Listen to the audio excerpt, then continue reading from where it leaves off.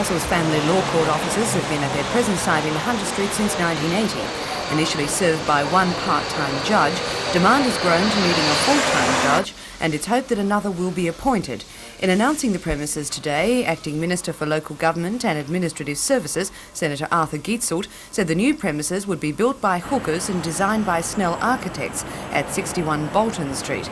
The federal government will take out an initial lease for 2,433 square metres of office and court accommodation for a 10-year term, with 2 5-year options.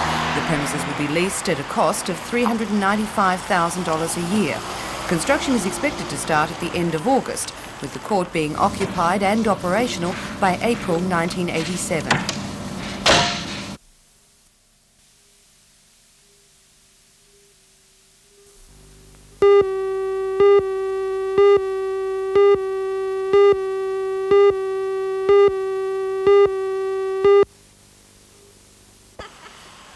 The Frith Cup came into being in 1951, donated by the late Dick and Bertha Frith, two stalwarts and office bearers of the Waratah Club.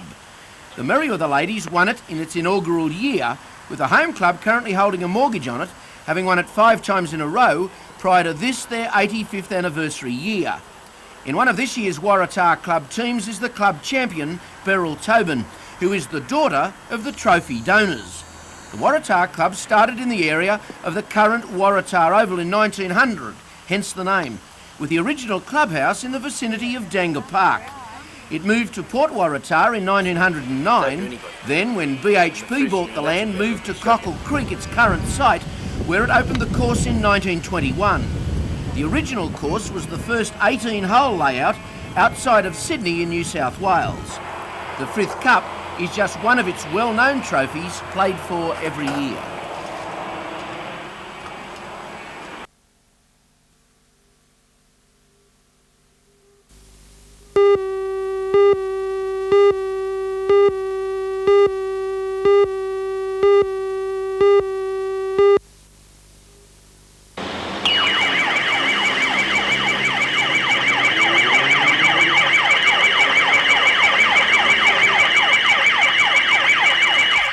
Common scenario, a suburban shopping centre or a neighbourhood street punctured by the high-pitched scream of a car alarm. At present, no controls exist for a car alarm that lasts for more than a reasonable time. Police or bystanders have no rights to switch them off.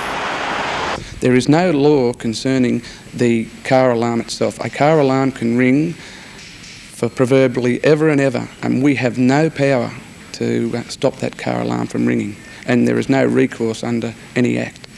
However, this is soon to change. The State Environment Minister Bob Carr says new legislation which will require all car alarms to have an automatic cut-off point will be introduced by the end of this year. And when that happens, the police will have the right of entry to private vehicles to forcibly shut off an alarm. If in the meantime you're shopping for a new alarm, it's a case of buyer beware. Security firms themselves will come under scrutiny when the new legislation is drawn up. Use a separate loud siren rather than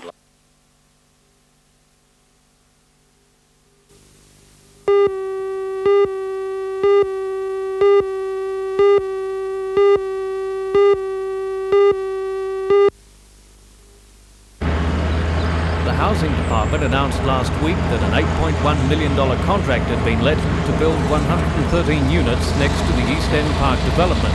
Virginia Chadwick says to build anything on the site, which was originally planned as open space, is a massive act of vandalism. Well, I believe that this site should be open space. Newcastle has waited over 100 years for this foreshore development. We're all terribly excited about it, and to put 113 units, whether it's Housing Commission or private development, on this site, I think is an act of environmental vandalism. Mrs. Chadwick also claims the cost of the development suggests a less difficult site would have provided more public housing for the same money.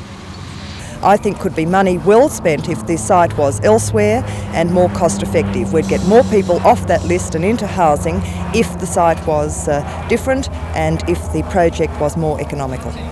Housing Department spokesman Bill McLean says there are nearly 3,500 local people on waiting lists, and this project will provide accommodation for 300. He says by locating close to the city, many social dislocation costs are avoided. He says the East End site is close to many existing facilities. Virginia Chadwick also suggested today that the project be delayed until the city elects its new council in September. However, Administrator Cole Saunders said today that neither he or an elected council had the power to override the state government decision to go ahead. He added that although he had given the development a building approval, such approval was not necessarily needed. Mr. Barry Lewis as town clerk. So you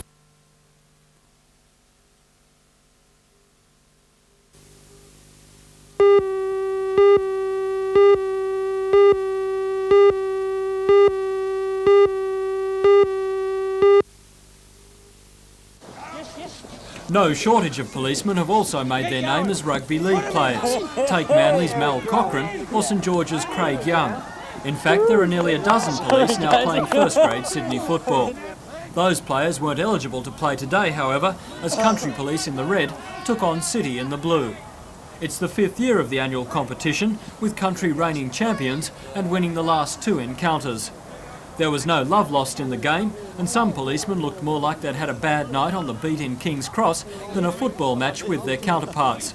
7 players were from the local police district, with the remainder of the countryside coming from throughout the state. At full time, Country had made it 3 in a row, with the final score reading 16-14.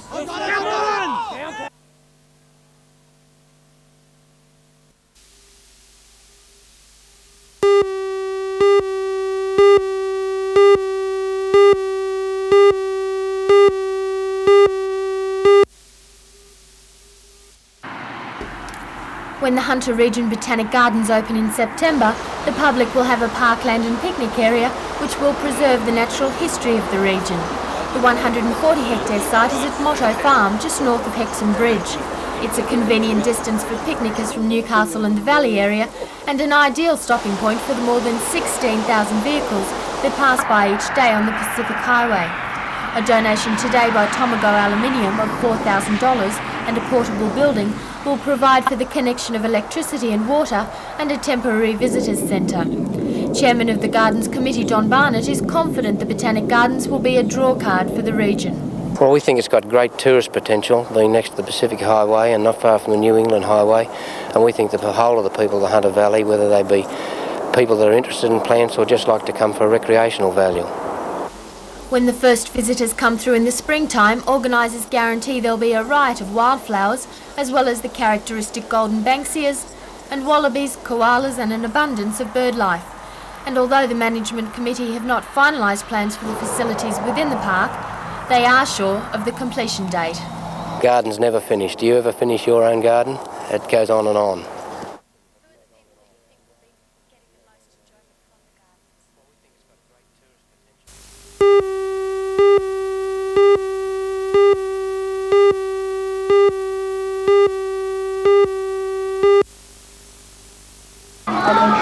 The problem with the roof of the 75-year-old infants block is not new.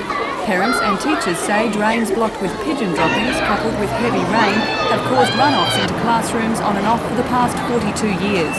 The parents' determination to get some satisfaction from the Department of Education, however, is new. And today, at a meeting organised by the P&C, they wanted answers from the Assistant Regional Director of Education, John Sutton. At times, the argument became heated. Are you suggesting that I'm coming to you and set up proposals like that? I asked you a question. And I would answer you no.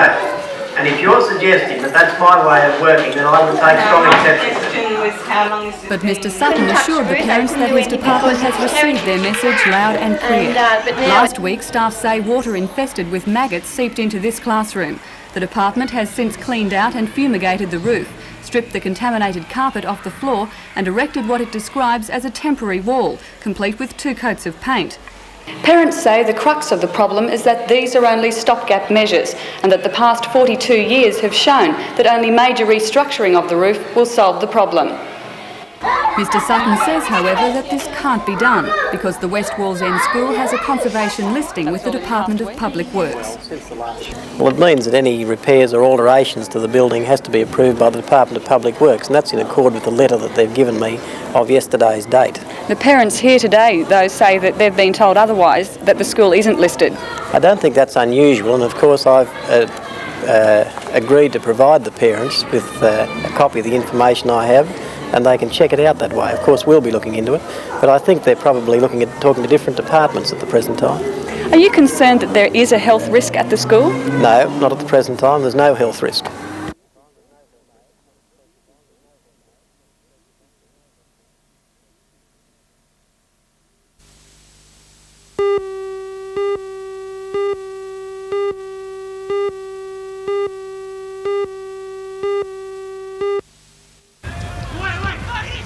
It was all Rosebuds United scoring a feast of goals and down in Sydney 5-1. Strikers Jones and Ingham scored 2 goals apiece to stun the Sydney defence. It was Sydney's heaviest defeat in the league in 5 years, with only Australian skipper John Cosmina able to break the Rosebuds defence. Sydney City also suffered when their goalkeeper was sent off only minutes from the full-time whistle for heavy tackling. The win places Rosebuds in the top 5 and certainly erases any bad memories from last year's threat of relegation.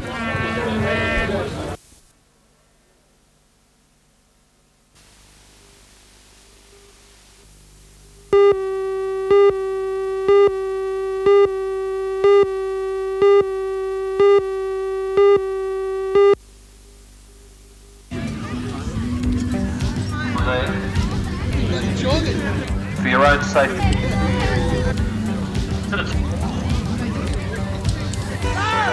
There they go. Good luck. It wasn't a race, or a fun summer. Superthon was simply 200 people of every age making an effort to raise money for those suffering cerebral palsy. Entrance was sponsored to cover the course, which wound around the waterfront from Spears Point Park to Warners Bay and back again. How you travelled was your choice. If you were in a wheelchair, that was okay. And if you wanted to watch where you'd been instead of where you were going, that was okay too.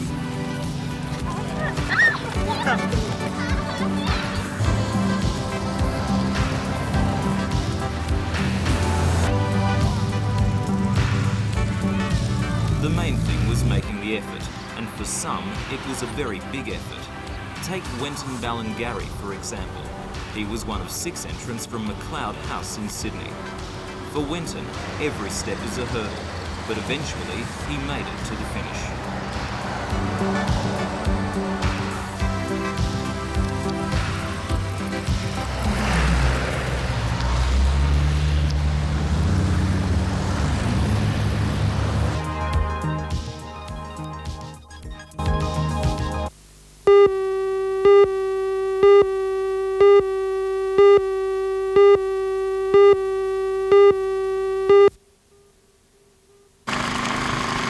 Fire brigades were called to Swan Street, Swan Bay near Karua at around 2:10 yesterday afternoon. It took the Raymond Terrace Brigade and members of the Port Stephens Bushfire Unit an hour to put out the flames. During that time, the 9-room timber and brick house was completely flattened, and the walls and the tin roof collapsed. This twisted metal frame is all that remains of the family caravan which was parked in the yard. The house was unoccupied at the time, and at this stage the cause of the fire is unknown, but is still being investigated by police.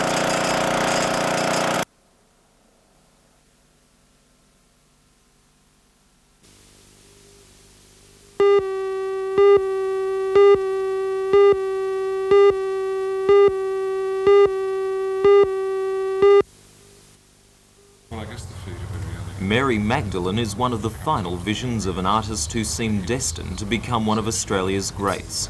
According to gallery director David Bradshaw, George Balderson's etchings and sculpture are highly regarded both here and overseas. At a cost of $25,000, the bronze is the most expensive sculpture ever bought by the gallery. Balderson based Mary Magdalene on a series of drawings he made of French prostitutes in Paris in 1975 and 76. He completed the plaster mould just before he died in a motorcycle crash at the age of 39. Only 3 bronzes were made from the mould, and David is proud that Newcastle was able to acquire one. Well, first of all, George Balderson was a really important Australian artist, and it's unfortunate that he was killed at such an early age, at 39. This gallery does have a collection of prints by Balderson, but we didn't have a piece of sculpture, and this was an excellent opportunity to get one. There are only 3 of these in existence now, and I think it's tremendous that Newcastle has got one of them.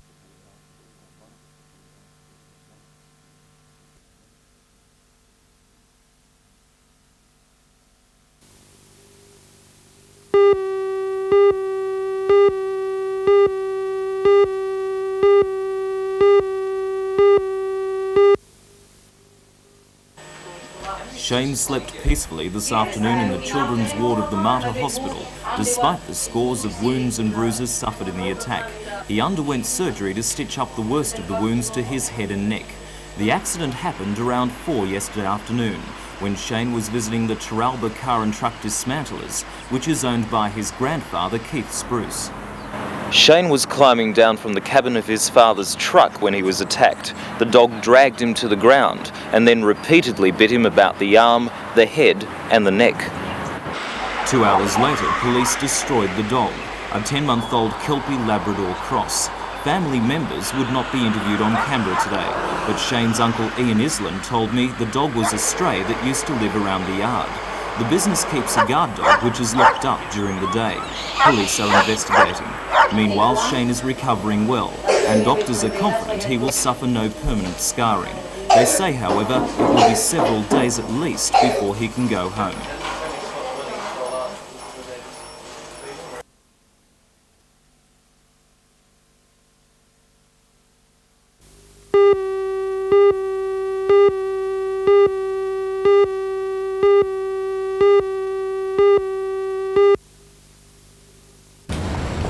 Striking cleaners, members of the Miscellaneous Workers Union, set up a picket today outside the David Jones store in Newcastle. The cleaners went on strike over a work agreement with the cleaning contractors. Every 2 years, the cleaning contract at David Jones stores throughout the state is renegotiated. The new contract was won by Sydney firm Tempo Services, and the union claims Tempo failed to adequately negotiate their terms of employment. The dispute was resolved at a meeting today between Tempo's management, David Jones executives and union officials, with the cleaners' terms of employment remaining virtually the same under the new contract.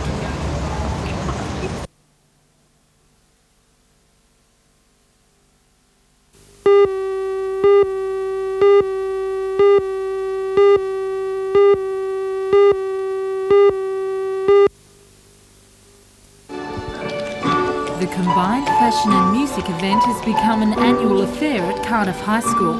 As well as providing entertainment for family and friends, it allows students to display skills acquired in the classrooms, especially in music and textiles and design. Nightwear garments were modelled by both junior and senior students, and no bed toys were going to miss out on any of the attention. Casual, sports and formal wear soon followed, but the highlight of the evening was this stunning garment designed by Rosalind Hughes. Rosalind is a Year 12 student of both art and textiles. Her garment was accompanied by a mask, and together they form Rosalind's major work for her yearly exams.